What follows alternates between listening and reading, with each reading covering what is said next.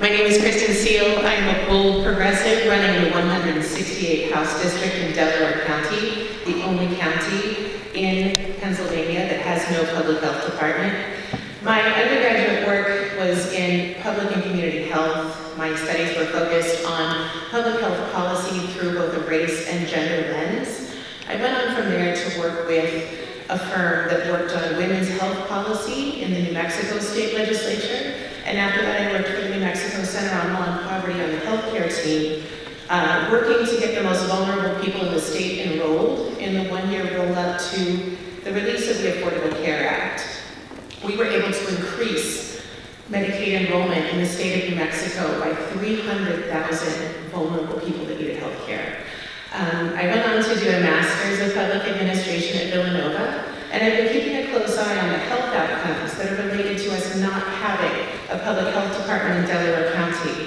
We have a ridiculous excess of infant mortality and a supremely excessive rate of excess death from opioid overdose compared to other counties in this state. Both of those have a direct relationship to race, gender, and class in this district. So I'm interested in Medicare for all for many reasons, but most importantly to improve the health and lives of the people in our district that are underserved. Thank you.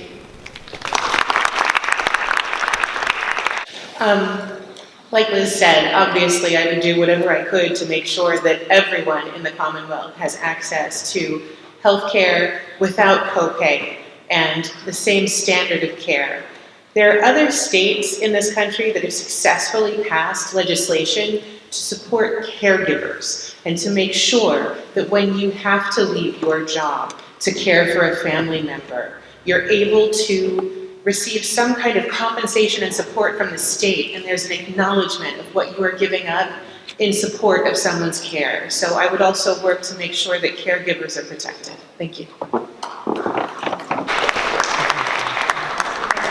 Thank you for being here. First and foremost, I would fight every bit of right-to-work legislation that comes across that floor and absolutely protect and ensure people's right to organize in the workplace when it comes to health care. Second, I have successfully passed bipartisan legislation in 2 Republican-dominated state legislatures by doing one thing that really works. That's collaborating with community-informed groups of people and subject matter experts on how best to execute policy. So I would come to Pass Now. I would come to labor healthcare organizations. I would speak to people in communities, especially healthcare communities, to talk about how we could best execute comprehensive coverage that includes dental, vision, that takes all of the private funds out of hearing devices, and anything else that we're missing in preventive care. Thank you.